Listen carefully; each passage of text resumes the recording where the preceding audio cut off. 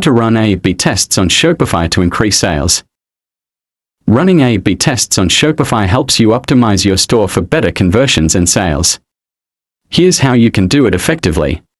Step 1 is to define your goal. Decide what you want to improve, such as conversion rate, average order value or AOV, add to cart rate, and as well as checkout completion.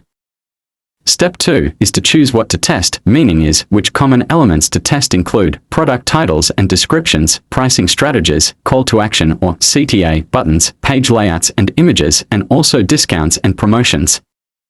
Step 3, use an A/B testing tool. Shopify doesn't have a built-in A/B testing feature, but you can use Shopify apps, Neat A/B testing, Dynamic Yield, or Google Optimize if integrated. As well as Google Optimize, that works with Google Analytics for detailed insights, and also a third-party platforms which optimizely, VWO, or convert. Next is step 4, set up the test. Create two versions, A equals current, B equals variation, split traffic evenly between them, and run the test long enough to gather meaningful data. Next is step 5, analyze the results.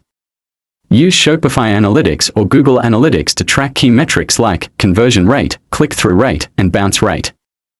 And lastly, step 6, implement winning changes. If version B outperforms version A, apply the changes permanently.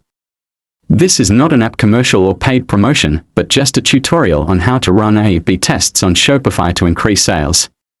If you have any copyright or other inquiries, please email tutorialorabis@gmail.com. So that's all of it. I know it's a rough one to understand, but I hope this been helpful to you by any chance. Please like and subscribe if you don't mind. Also comment your opinion and experience about it. But I guess that was it. See you again in the next video.